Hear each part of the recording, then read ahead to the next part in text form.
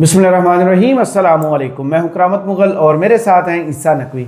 नकवी साहब, Donald Trump ने पाकिस्तान की तारीफ भी कर दी, नेशनल सिक्योरिटी एडवाइज़र ने इसहाक डार साहब को कॉल भी कर दी। तो अब पाकिस्तान और अमेरिका के तल्लुकात का मेन फोकस क्या होगा?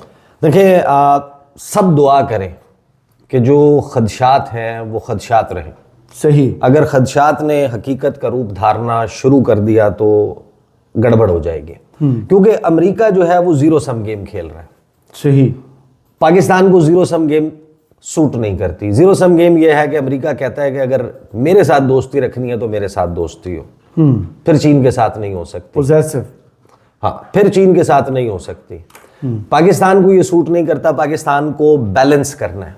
और वो जो खदशा फरवरी के वस्त में कौमी असम्बली के फ्लोर पर मौलाना फजलुर रहमान ने जाहिर किया था, आज उस खदशे ने हकीकत का जलवा दिखाना शुरू किया।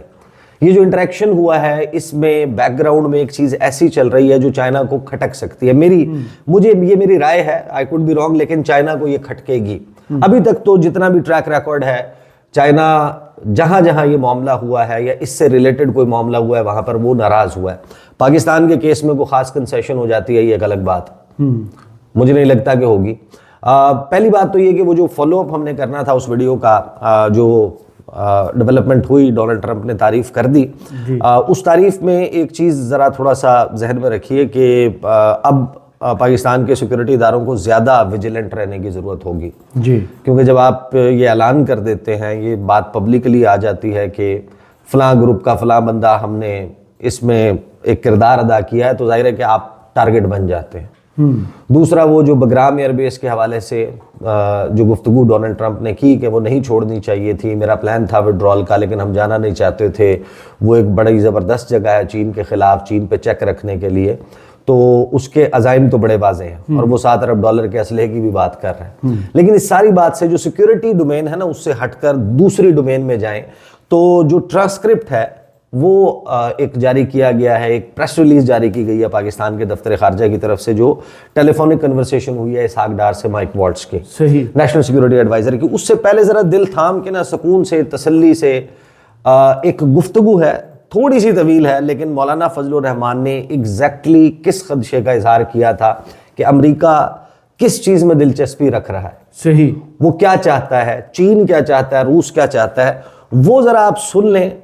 फिर हम बताएंगे आपको कि अब गुज़श्ता 24 घंटों में कहानी क्यों उस जगह पर पहुंचती हुई दिखाई दे रही है। सुने जरा। तो जनाब स्पीकर, हम क्या दोबारा नौवादियात की तरफ जा रहे हैं?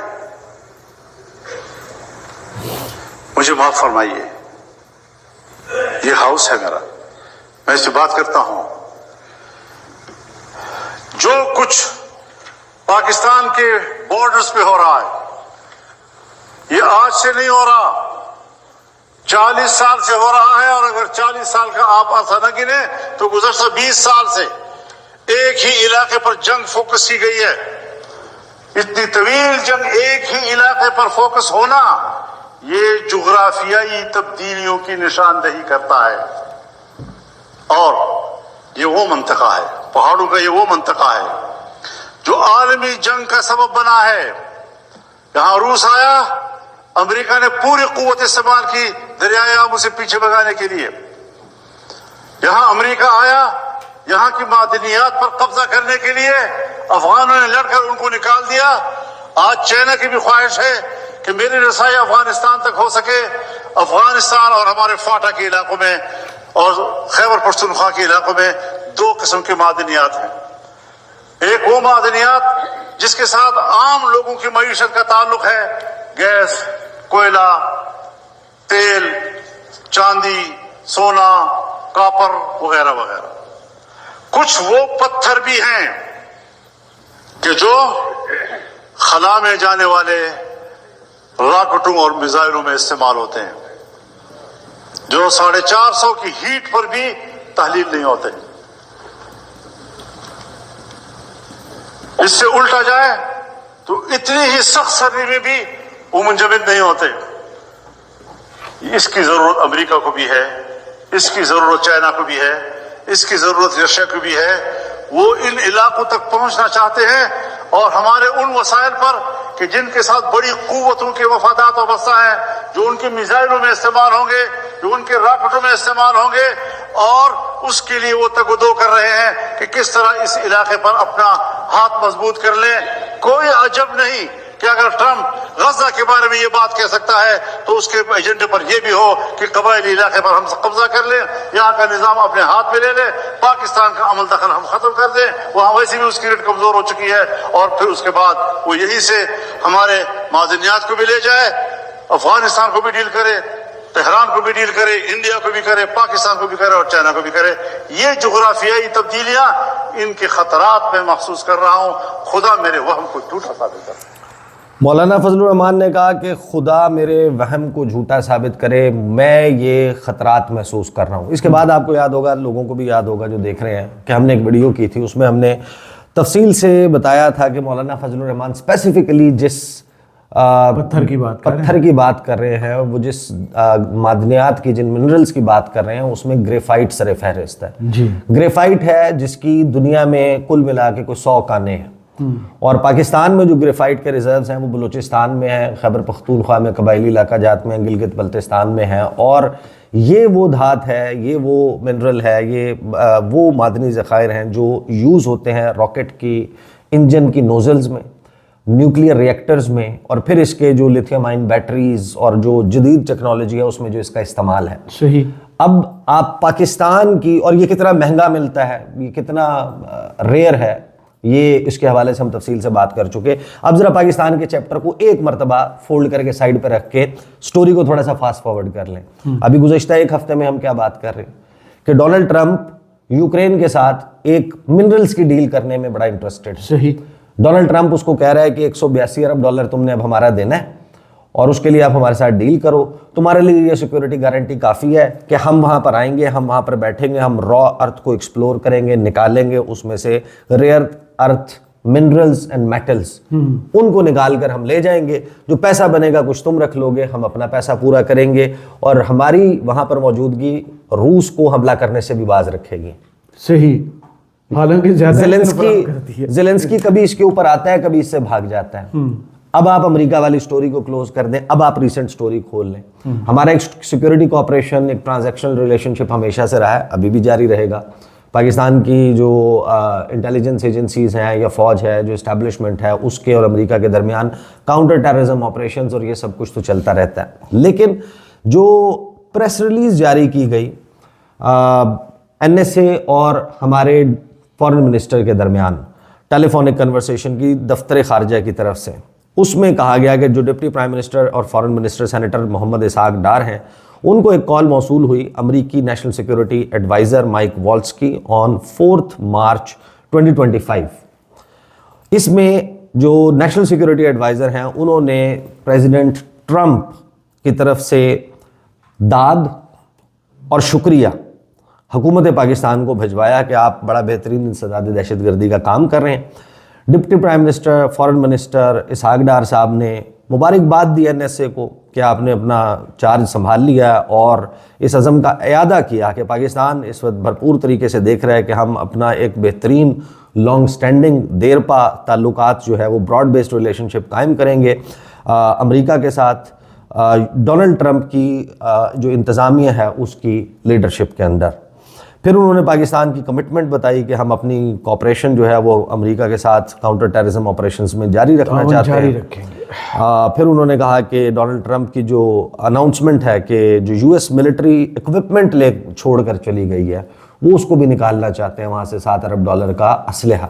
पाकिस्तान के लिए वो कंसर्न भी है, वो यहाँ पर इस्तेमाल भी हो रहा है दहशतगर्दी में। लेकिन फिर आखिरी पैराग्राफ में ये कहा जाता है कि हम IT के शोबे में, एनर्जी के शोबे में और मिनरल्स सेक्टर में ये वो खास जो कमिटमेंट है कि हमने दोनों अतराफ ने, अब ये मिनरल्स वाली बात ऑब्वियसली ये बात तो मार्को रूबियो की कॉल हो, आपके एनर्जी मिनरल्स उनसे रिलेटेड जो वज़रा हैं उनकी हो, लेकिन ये NSA के लेवल के ऊपर आपके डिप्टी प्राइम मिनिस्टर से, आपके जो नायब वज़ीर आज़म व वज़ीर ख़ारिजा हैं उनसे ये बात हो रही है और मिनरल्स का स्पेसिफिकली मेंशन किया जा रहा है। देखें, और ये पहली दफ़ा जब आपने किसी भी दुनिया के मुल्क के साथ करनी है, कोऑपरेशन करनी है, एक्सप्लोरेशन करनी है, मादनियात निकालनी है। पाकिस्तान की अपनी कैपेसिटी नहीं है, इसके लिए जितने मिलियंस ऑफ डॉलर्स चाहिए उतना सरमाया मौजूद नहीं है, वो स्किल मौजूद नहीं है। यहाँ पर तो ऑयल एक्सप्लोरेशन के लिए भी बहुत सारी इंटरनेशनल फर्म्स काम करती हैं, आपको मालूम है। रेकोडेक किन किन के हवाले रहा, हमारी अपनी कैपेसिटी नहीं है, तो हम एक विन विन सिचुएशन क्रिएट करें, चाहे वो अमेरिका के साथ हो, चाहे वो सऊदी अरब के साथ हो, चाहे वो चाइना के साथ हो, एज लॉन्ग एज कि वो हमारा किसी और के साथ ताल्लुक डिस्टर्ब ना करें। अब ये जब डेवलपमेंट मिनरल्स वाली सामने आती है तो वो जाली या जैसे भी मशीर थे डोनाल्ड ट्रंप के साजिद तारड़ साहब, आपके इलाके से ताल्लुक है? नहीं, वो साथ वाले जिले से ताल्लुक है। सही। वो आसमा शिराजी के शो पर थे और उन्होंने वैसे तो लंबी चौड़ी गुफ्तगू की, वो उन्होंने पूरा वो पीटीआई और उसके खिलाफ जो गुफ्तगू करते हैं, लेकिन जो उनका एक फोकस था ना इस गुफ्तगू में दरमियान में कि हमारे ताल्लुकात में अमेरिका कहाँ पर बहुत ज़्यादा इंटरेस्टेड है, वो सुन लें, फिर हम चीन वाले मामले पर आते हैं। ये गुफ्तगू तकरीबन 1 मिनट से स्टार्ट होती है। और इसके बाद अगर देखा जाए कि इस वक्त डोनाल्ड ट्रंप साहब का agenda making America great, safe and healthy again, उसमें पाकिस्तान के अंदर किसी सियासी पार्टी को सपोर्ट देना it is not on the table. और आपको क्या लगता है कि पाकिस्तान और अमेरिका के जो ताल्लुकात हैं ये स्टेट टू स्टेट वो भी अब सिक्योरिटी लेवल के ऊपर होंगे, या आपको लगता है कि गवर्नमेंट और खास करके जमहूरियत के हवाले से भी उनके कंसर्न्स हैं अमेरिका के अंदर? मेरे ख्याल में जमहूरियत के बारे में अगर मुझसे पूछा जाए तो जमहूरियत एक ऐसी चीज है, उसके अपने मिजाज हैं। हर एक सेट एजेंडा आप हर कंट्री के ऊपर इन्फोर्स नहीं कर सकते। मुख्तलिफ मुल्कों के अंदर जमहूरियत के हालात, लोगों की तालीम, उनके मुआशी सर्कमस्टांसेस के ऊपर डिपेंड करती है। लेकिन पाकिस्तान के साथ मैं एक नई चीज बताना चाहूंगा आपको कल शायद कल खबर कई यहाँ पे जरीदों में आई, अखबारों में आई कि American companies they are interested in minerals in Pakistan as well. तो ना सिर्फ डिफेंस का एक हमारा रिलेशनशिप, पाकिस्तान अमेरिका का डिफेंस का रिलेशनशिप आज से नहीं है, सिंस 1947 से है। एक तो उसको तकवीयत मिलेगी और उसके बाद जो मिनरल की डील होगी पाकिस्तान की geographic location due to Afghanistan and China, मैं समझता हूं कि this will be a new beginning. और दूसरा, कल डोनाल्ड ट्रंप साहब का अपनी इतनी बड़ी स्पीच कांग्रेस सारी दुनिया देख रही थी, पाकिस्तान को अप्रेज करना मैं समझता हूं it's a very good sign for Pakistan economy, for optics.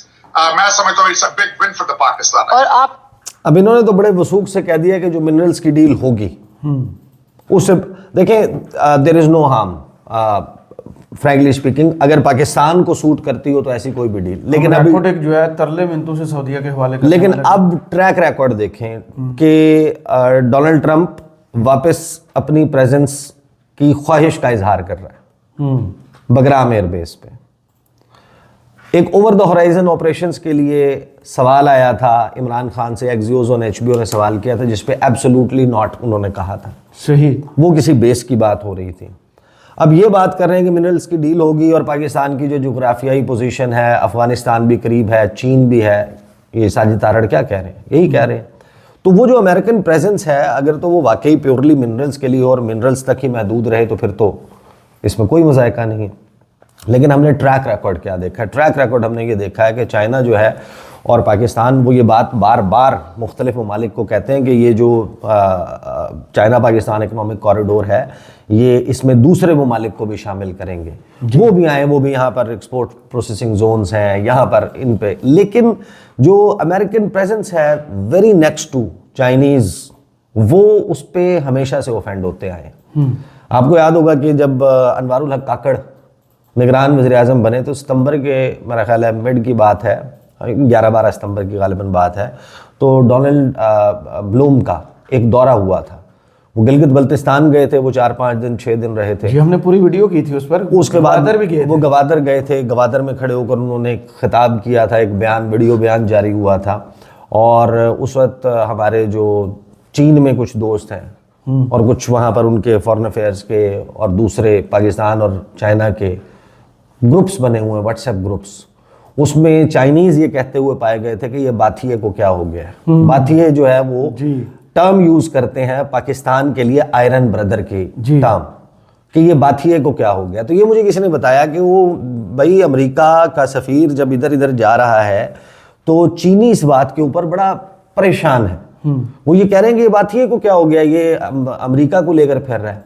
और अब एक ऐसे वक्त में आप देखें कि जिस वक्त डोनाल्ड ट्रंप ग्रीनलैंड को उसने धमकी लगाई, उसने कहा कि वी आर मैं लड़ लेना है। वन वे और दी अदर। हाँ उसने कहा वैसे तो रजामंदी से आ जाएं, रगबत से आ जाएं, हम आपका बड़े अच्छे से ख्याल करेंगे, हम आपको स्वीकार कर लेंगे, आप हमें स्वीकार कर लें यानी तुम मुझे कबूल कर ऐसे लो। लगता है पंजाबी फिल्म हाँ। का विलन नहीं होता। हाँ। मैं इतना ब्याह करना ही करना है, मंदी है तो ठीक है वरना मैं चुक लांगा। वही वो हाँ कर रहा है। अच्छा, वो एक तरफ ये कर रहा है, दूसरी तरफ वो कनाडा के साथ। अच्छा, ये दो चीज़ें ना मेरा ख्याल है कि इसका आप ये भी वेट कीजिए, इस पे जो डेवलपमेंट हो रही है ना खासतौर पे कनाडा के साथ और ग्रीनलैंड के मामले पर, इस पे हम जरा सेपरेटली बात करेंगे। दूसरी तरफ हंगरी और इटली जी। वो यूरोप और नेटो से टूटते हुए नजर आ रहे हैं।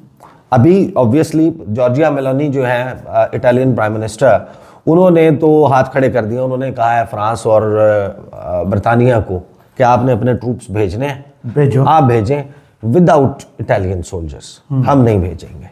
सही। तो यहाँ पर एक बहुत बड़ी फ्रिक्शन और क्रैक आता हुआ नजर आ रहा है। लेकिन वो यूक्रेन में उन्हीं धातों में, उन्हीं मिनरल्स में इंटरेस्टेड नजर आ रहा है अमेरिका। Y on earth?